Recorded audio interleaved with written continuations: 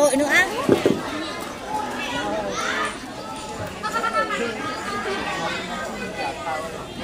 Kính thưa quý vị đại biểu, ban tổ chức, ban giám khảo và toàn thể hội thi, đến với hội thi hôm nay, chi đội lớp 8B trường phổ thông dân tộc bán trú trung học cơ sở Quản Bạ gửi đến hội thi một tiểu phẩm mang tên Chuyện nhà Mỉ với các vai diễn sau: em Ngắm Thị Huế trong vai Hoa mẹ Mỉ, bạn Lý Thị Hòn trong vai Mỉ, bạn Cư Gần Sơn trong vai bố Mỉ,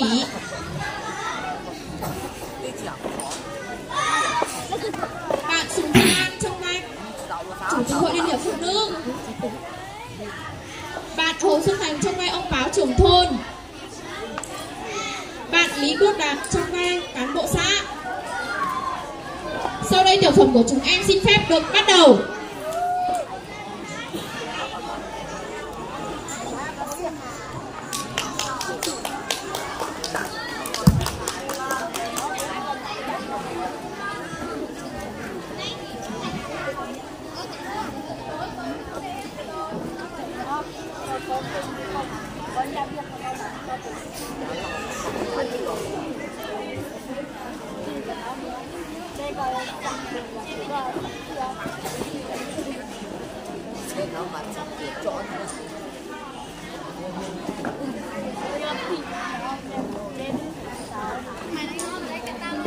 Ôi dồi ơi, hôm nay trời nóng thế nhở.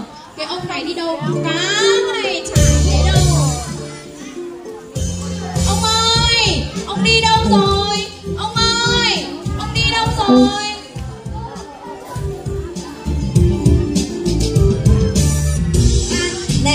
Bát này lại bát nữa. Hey, bát nữa lại bát này.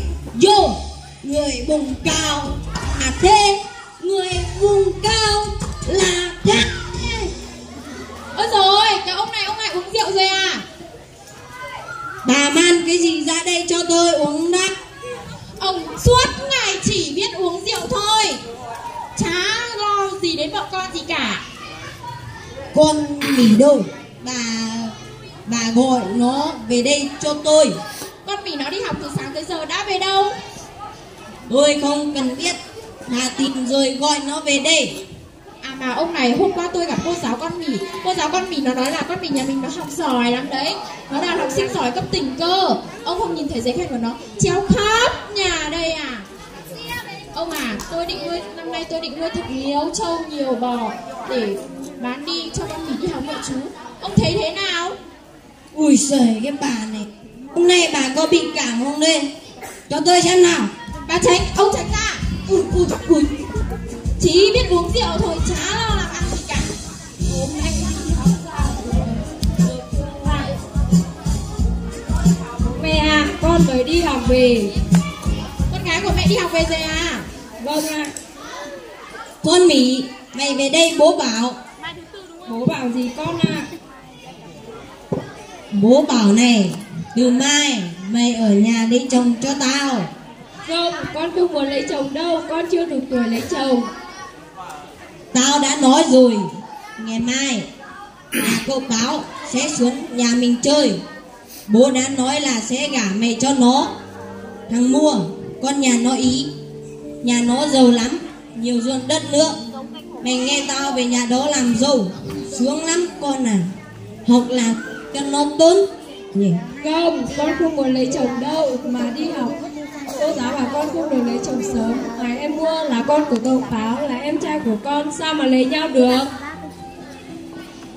Đúng rồi đấy, cái Mỉ nó nói đúng rồi đấy. Cái Mua lại là em trai của cái Mỉ, làm sao mà lấy nhau được? Tôi không đồng ý đâu nhá. Tôi thấy trong làng mình, thằng Sơn với con Mai cũng là anh em, và cũng là anh em con cô con bác, vẫn lấy được nhau đây thầy. Thôi, không nói nhiều. Tôi đã quyết rồi thì cứ thế mà làm.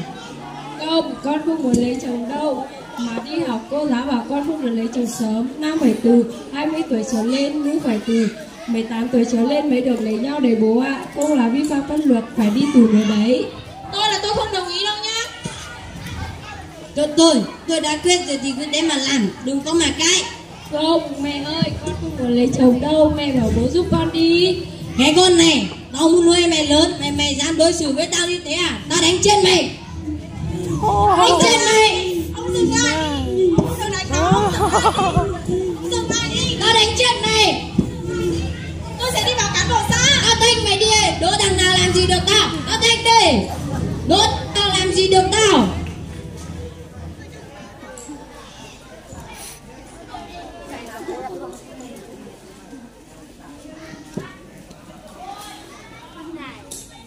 Trong lúc này cán bộ xã và trưởng thôn đang đi tuyên truyền về tảo hôn và hôn nhân cận huyết thống. Mời cán bộ xã vào nhà tôi ạ.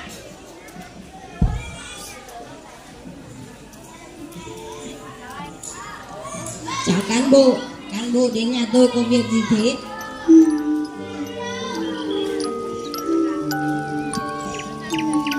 Bí báo đoàn xã, Tương Thiện Liệt phụ nữ. Tôi Hồ Xuân Thành, trưởng thôn. Hôm nay chúng tôi xuống đây để tuyên truyền về tảo hôn, hôn nhân cận huyết thống, tình trạng bạo lực gia đình, đồng thời cho con em mình được đi học. Có chuyện gì vậy cháu? Kể nghe xem nào. Cô ơi, bố cháu bắt cháu đi lấy chồng, không có bắt cháu đi học.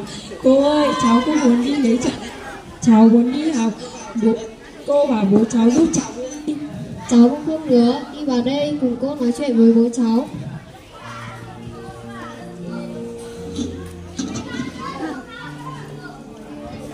Thưa anh chị, hôm nay chúng tôi xuống đây để tuyên truyền về tình trạng tảo hôn, kết huyết thống, tình trạng bạo lực gia đình.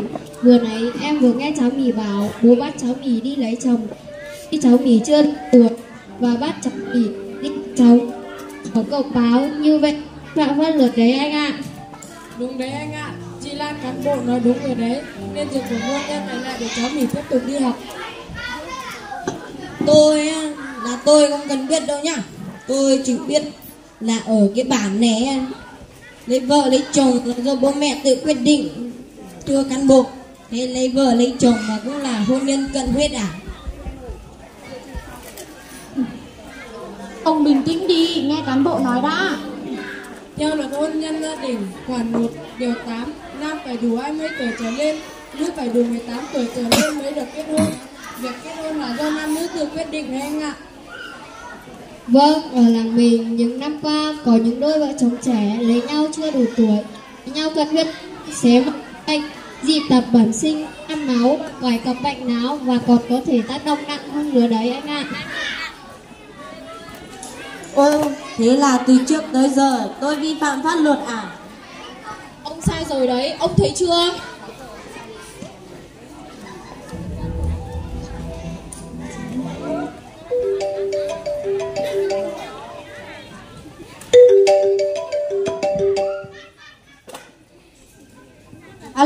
Alo, trưởng thôn à? Con thằng Sơn chết rồi đấy. Con thằng Sơn chết rồi á? Ai chết? Từ anh bình tĩnh, anh ngồi xuống tí. Đấy anh ạ, con của thằng Sơn, chồng con May nó chết rồi đấy. Nó chết vì bệnh do vợ chồng lấy nhau cùng huyết thống. Anh thấy chưa?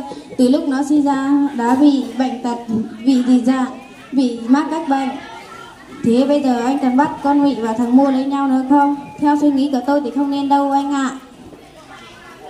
Thế là cán bộ đến tuyên truyền cho tôi cũng hiểu được phần nào. Cho tôi xin lỗi cán bộ nhé. Hôm nay tôi uống rượu nhiều quá rồi. Con Mỉ đâu? Lại đây bố bảo. Con đây bố. Bố bảo này, từ mai bố sẽ không bắt mày lấy thằng Mua, con nhà nó nữa. Bố sẽ nuôi thật nhiều trâu bò để bán đi lấy tiền cho mày đi học. Bố sẽ không bắt mày lấy nó nữa đâu. Thật hả bố? Con cảm ơn bố ạ. Cháu cảm ơn các cô chú cán bộ xã và trưởng thôn. Con sẽ cố gắng học thật giỏi để không phụ công ơn của bố mẹ và góp phần cho quê hương của chúng ta ngày càng giàu đẹp bố ạ. Tôi cũng xin cảm ơn các anh chị cán bộ và anh trưởng thôn đã đến nhà tôi tuyên truyền cho ông nhà tôi hiểu thế nào là tảo hôn, thế nào là hôn nhân cận huyết thống. Tôi xin cảm ơn anh chị nhiều ạ. Cảm ơn cán bộ nhé. Có gì thì thông cảm nhé. Gia đình cũng đã hiểu, chúng tôi xin phép gia đình được đi tuyên truyền cho các hộ gia đình khác. Chào cán bộ. Cảm ơn cán bộ. Cảm ơn chú ạ.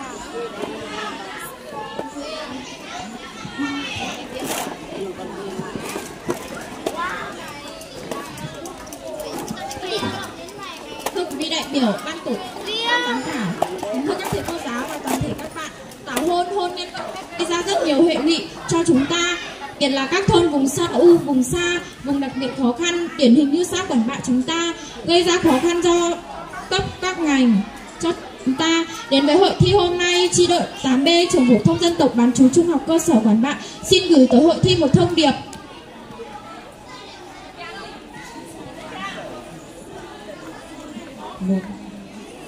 Hãy cùng với nạn tảo hôn và hôn nhân cận huyết thống. Cuối cùng em xin kính chúc quý vị đại biểu, ban tổ chức, ban giám khảo mạnh khỏe, hạnh phúc. Chúc hội thi ta hôm nay thành công rực rỡ.